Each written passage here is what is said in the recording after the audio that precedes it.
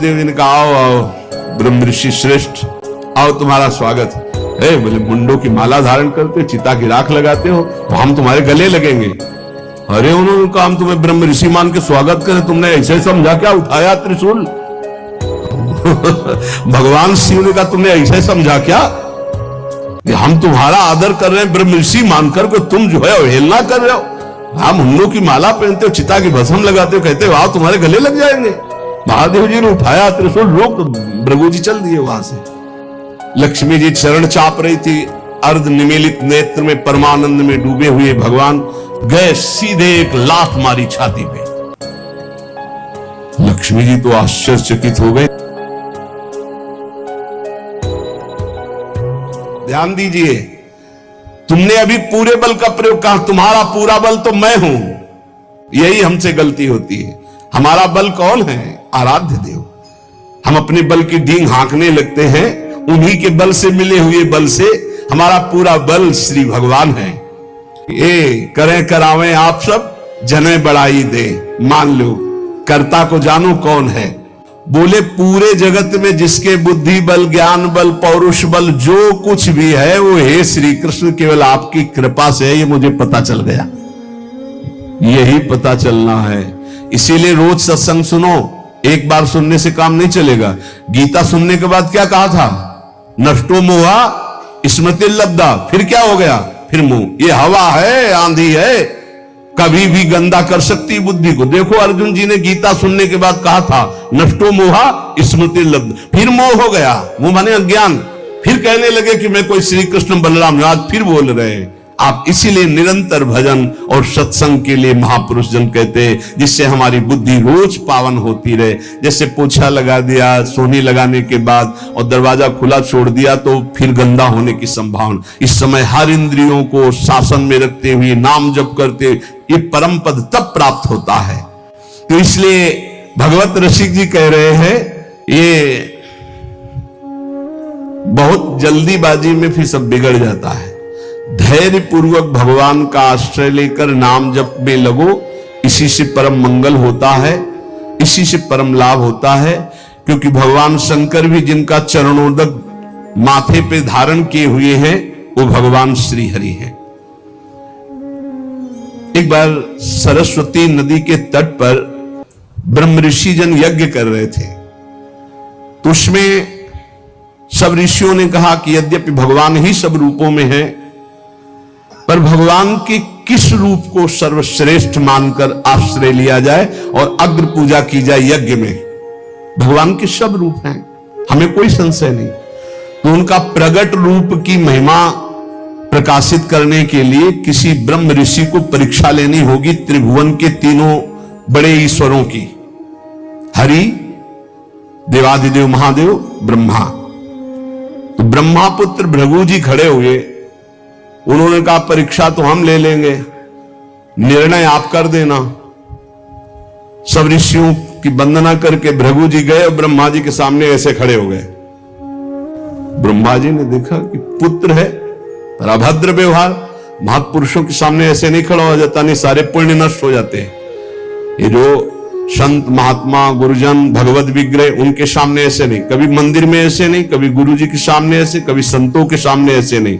वो अभद्र मंगलकारी आचरण वाले लोग होते हैं जिनको ज्ञान नहीं। ऐसे खड़े होना, हाथ बांधकर खड़े हो नहीं, हाथ जोड़कर खड़े हो या सौम्य मुद्रा में खड़े हो। अगर वो सामने से निकल रहे तो नेत्रे झुका दो, केवल इतना ही कर दो अभिमान में। अगर बहुत भरे हो तो थोड़ा नेत्रे झुका दो, ना हाथ जोड़ो।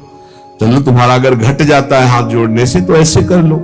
तो ब्रह्मा जी के सामने गए, बस ऐसे ऐसे खड़े हो। क्रोध आया कि इतना बड़ा ऋषि होकर और ऐसा अभद्र व्यवहार करता है। पर फिर एकदम भ्रकुटी तो चढ़ी, गुस्सा तो आया, पर शांत हो गए। है तो मेरा ही बेटा, भृगु जी ब्रह्मा जी की तो पुत्र है। ब्रह्मा जी शांत हुए, भृगु जी कुछ नहीं बोले, चले गए। जब कैलाश पहुंचे तो देवादिदेव जी ने कहा आओ आओ ब्रह्म ऋषि श्रेष्ठ, आओ तुम्हारा स्वागत है। बोले मुंडों की माला धारण करते हो, चिता की राख लगाते हो, और हम तुम्हारे गले लगेंगे। अरे उन्होंने कहा हम तुम्हें ब्रह्म ऋषि मान के स्वागत करें, तुमने ऐसे समझा क्या उठाया त्रिशूल? भगवान शिव ने कहा तुमने ऐसे समझा क्या कि हम तुम्हारा आदर कर रहे हैं ब्रह्म ऋषि मानकर को तुम जो है अवहेलना कर रहे हो। आप मुन्नों की माला पहनते हो, चिता की भस्म लगाते हो, कहते हो आओ तुम्हारे गले लग जाएंगे। महादेव जी ने उठाया त्रिशूल, रोक भृगु जी चल दिए वहां से। और भगवान श्री हरि के धाम पहुंचे वैकुंठ में। लक्ष्मी जी चरण चाप रही थी, अर्ध निमीलित नेत्र में परमानंद में डूबे हुए भगवान गए सीधे एक लात मारी छाती पे। लक्ष्मी जी तो आश्चर्यचकित हो गई, तभी कहा कि भीख मंगाऊंगी ब्राह्मणों, हमारी प्रीतम की लात मारा ना।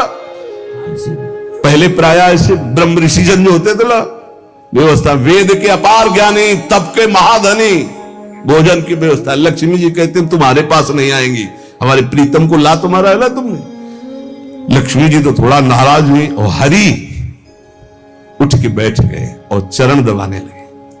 कहा बड़ा कठोर हृदय है हमारा, आपके बड़े कोमल चरण हैं, अगर मुझे पता चलता तो मैं आपके चरणों की अगवानी करता, मुझसे अपराध बन गया कि मैंने अगवानी भी आपके चरणों की। और चरण दबाने लगे। प्रभु जी के नेत्रों में अश्रु आ गए और कहा प्रभु बस यही देखने के लिए हमको सब ब्रह्म ऋषियों ने भेजा था। यद्यपि आप ही शिव हो, आप ही ब्रह्मा हो, आप ही चराचर जगत हो, पर प्रभु आपका जो करुणा वर्णालय हरि रूप है यही सर्वाराध्य है, यही बचाते हैं, सबको बचाते हैं। एक बार ब्रकासुर नाम का एक असुर था, उसने सोचा कोई ऐसा देवता मिले जो जल्दी प्रसन्न हो जाए, हमारी कामना की पूर्ति कर दे। देवर्षि नारद जी मिल गए। नारायण नारायण नारायण। देवर्षि नारद जी एक ऐसे महात्मा है जिनको कोई द्रोह नहीं करता। त्रिभुवन में कंस भी एकांत में बैठालकर सलाह लेता है, हिरण्यकश्यप भी उठकर आदर करता। कोई भी हो त्रिभुवन में देवर्षि नारद जी से कोई नहीं, जिसको मिलेंगे बिल्कुल पक्की सलाह बताएंगे। कंस ने स्वागत किया, बैठाला और कुशल मंगल। हाँ प्रभु, पूरा प्रजा राज्य सब कुशल मंगल है। अभी अभी की बात है, वो वसुदेव जी आए थे लड़के को लेकर, हमने वापस कर दिया कि हमें तो 8वां से भय है। नहीं गड़बड़ है। कमल उठाया, कहा देखो यहां से गिनो 1 2 3 4 5 6 7 8 आया ना 8वां, पहला आया ना, फिर दूसरे शुरू किया, हर 8वां हो सकता है। उनको लगा कि नारद जी जैसा कृपालु कौन हो सकता है, और नारद जी को लगा ऐसे ये दया करेगा तो भगवान के अवतार में देरी हो जाएगी, क्योंकि 8वें में आना है, और जब तक ये दया करेगा तब तक भगवान विकल नहीं होंगे, इसको क्रूर होना चाहिए, क्योंकि भगवान का अवतार शीघ्र हो। हर कमल की पंखुड़ी को 8वीं बता दिया, हर बेटे को 8वां बता दिया, तुरंत मुलवाया। नारद जी एक ऐसे महात्मा है जिनको सब कोई आदर करता है। ब्रकासुर ने देखा, साष्टांग दंडवत हुआ, नारायण नारायण। महाराज कोई ऐसा भगवान बताओ जो बहुत जल्दी प्रसन्न हो जाए। बोले वो तो शास्त्रों में प्रसिद्ध है, आशुतोष, देवाधिदेव महादेव, उनके ज्यादा आशुतोष, वो ऐसे देवता है वो जल्दी प्रसन्न हो जाते हैं। और कोई सेव संतरा की जरूरत नहीं भाई, देवाधिदेव महादेव देख लो, कोई देवता ऐसा भोग नहीं पाएगा, त्रिभुवन में कोई देवता नहीं ऐसा भोग पाएगा जैसा देवाधिदेव भगवान शिव एक चुल्लू जल में प्रसन्न। ऐसे कृपालु हैं कि जो कोई सृष्टि में न स्वीकार करे वो स्वीकार करने के लिए तैयार, उतने में प्रसन्न हो जाते हैं। बोले आशुतोष देवाधिदेव महादेव हैं। और वो सोचा कि मंत्र और ये आराधना हमसे तो बनेगी नहीं, आसुरी प्रवृत्ति है, तो अग्नि को प्रकाशित करके अपने शरीर का मांस नोच नोच करके स्वाहा, भगवान शिव का मंत्र जपता तो स्वाहा। भगवान शिव बड़े कृपालु के, बेकार को ऐसे, हम तो एक चुल्लू जल में प्रसन्न हो जाते हैं, इतनी भगवान शिव प्रसन्न हो गए। कर्ता को जाने नहीं हम ये बता रहे,